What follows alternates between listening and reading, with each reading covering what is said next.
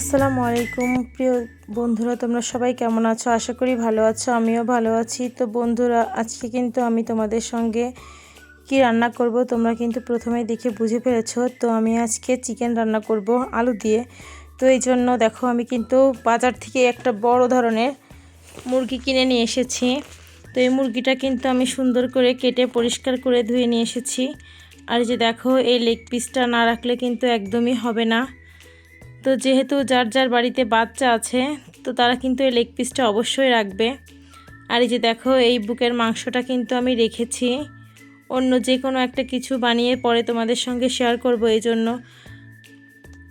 তো মুরগিটা কিন্তু বন্ধুরা অনেকটাই বড়, প্রায় 4.5 কেজির বেশি। তো আমি এই মুরগিটা যেহেতু রান্না করব, তো প্রথমে কিন্তু আমি কিছু শুকনো মশলা ভেজে নিয়েছি। শুকনো মরিচ, এলাচ, দারচিনি, জিরা ভেজে নিয়েছি। আর এই যে দেখো, রসুন আর পেঁয়াজ কিন্তু আমি কেটে পরিষ্কার করে নিয়েছি। এটা আমি আজকে শিলপাটায় বাটবো।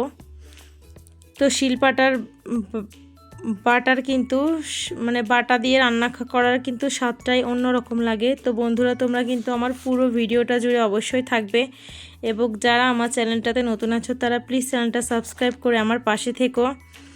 তো যারা এখনও ভিডিওতে লাইক দিতে মনে নাই, তারা কিন্তু অবশ্যই লাইক দিয়ে দাও।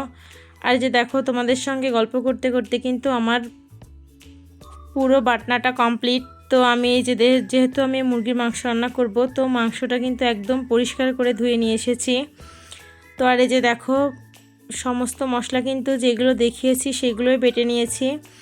তো যেহেতু এটা আমি আলু দিয়ে রান্না করব, তো আলুগুলো কিন্তু সুন্দর করে বড় বড় পিস করে নিয়েছি। তো প্রথমে কিন্তু আমি কড়াইয়ে তেল দিব, সাদা তেল। তো পরিমাণ মতো আমি কড়াইয়ে তেল দিয়ে নিয়েছি। তেলটা একটু গরম হওয়া পর্যন্ত অপেক্ষা করব। তো বন্ধুরা, তোমরা কিন্তু আমার ভিডিওটা পুরোটা জুড়েই কিন্তু আমার সঙ্গে থাকবে।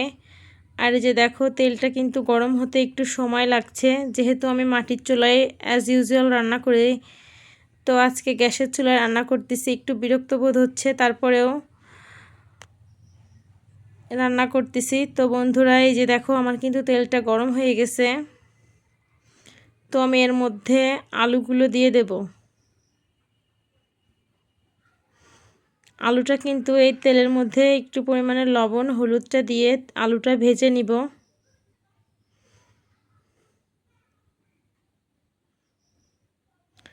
তো আলু যেহেতু দিয়ে দিয়েছি, এরপরে কিন্তু এক এক করে পরিমাণ মতো লবণ এবং হলুদটা আমি দিয়ে দেব।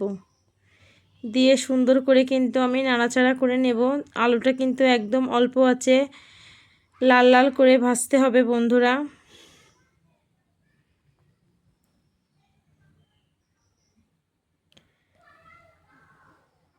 তো দেখো, খুব সুন্দর করে কিন্তু আমার আলুটা ভাজা হচ্ছে। আর এটা যেহেতু অল্প আঁচে ভাজতে হবে, তো এই জন্য কিন্তু সময় একটু বেশি লাগতে পারে।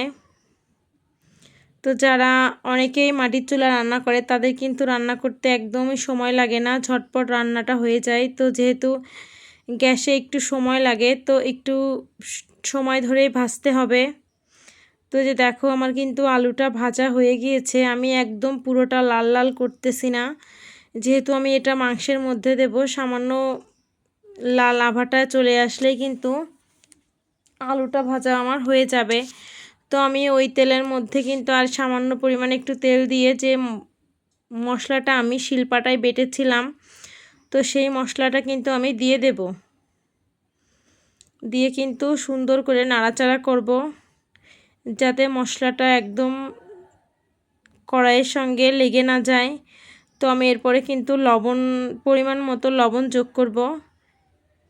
লবণটা কিন্তু আপনারা স্বাদ মতো দিতে পারেন, কেউ যদি কম বেশি করেন তাতে কোনো সমস্যা নেই, যে যেভাবে পছন্দ সেভাবে দিতে পারেন। এরপরে কিন্তু আমি পরিমাণ মতো হলুদ গুঁড়ো দিয়ে দেব। তো যেহেতু আমি পরিমাণ বলতেছি না, আপনারা একটু যে যেমন খেতে পছন্দ করেন দিয়ে নেবেন। তো বন্ধুরা, মশলাটা দিয়ে কিন্তু খুব সুন্দরভাবে আমার মশলাটা কষানো হয়ে যাচ্ছে। তো দেখুন বন্ধুরা, আমার কিন্তু মশলাটা কষানো হচ্ছে কিভাবে আমি বলতেছি। মশলা দিয়ে কিন্তু চারিপাশ দিয়ে কিন্তু খুব সুন্দরভাবে তেল ছেড়ে দিয়েছে। তো এরপর এরকমভাবে তেল ছাড়লেই কিন্তু বুঝবেন আপনার মশলাটা খুব সুন্দরভাবে কষানো হয়ে গিয়েছে।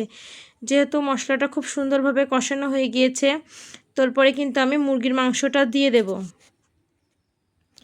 তো মুরগির মাংস দেয়া হয়ে গেছে আমার। এরপরে কিন্তু আমি সুন্দর করে মাংসর সঙ্গে এত সময় ধরে যে সুন্দর করে আমি মশলাটা কষালাম, এটা কিন্তু দিব। তারপরে কিন্তু ঢাকনা দিয়ে আমি নাড়াচাড়া করব, যাতে আমার মাংসটাও সিদ্ধ হয়ে যায় আর মাংসের মধ্যে সমস্ত মশলা খুব সুন্দরভাবে মিশে যায়।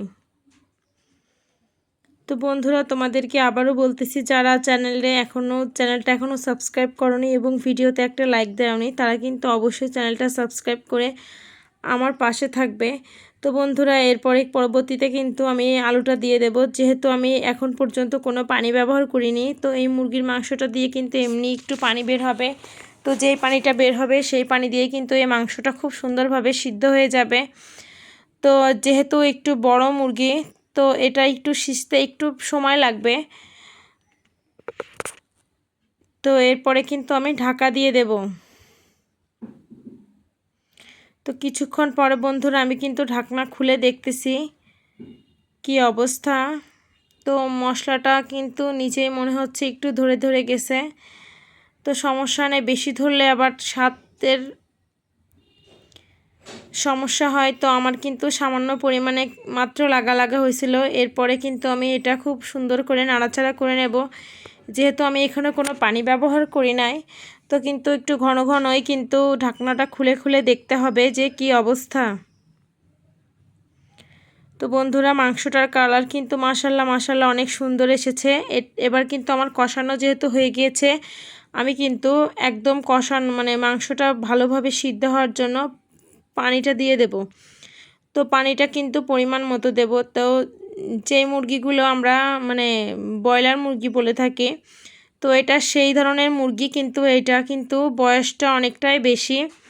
যেহেতু 5 কেজি 4.5 কেজি 5 কেজি ওজন হয়েছে, তো এটা কিন্তু সিদ্ধ হতে একটু সময় লাগবে। তো বন্ধুরা, তোমরা কিন্তু এভাবে কিন্তু বাড়িতে রান্না করে অবশ্যই দেখবে। যে ধরনের মুরগি হোক না কেন, এইভাবে রান্না করলে কিন্তু এর স্বাদটা কিন্তু দ্বিগুণ হয়ে যায়। তো তোমরা এভাবে রান্না করে পরোটা বা সাদা ভাত বা পোলাও ভাতের সঙ্গেও কিন্তু এটা খেতে পারো। এটা কিন্তু খুবই একটা দারুণ একটা মাংসের রেসিপি।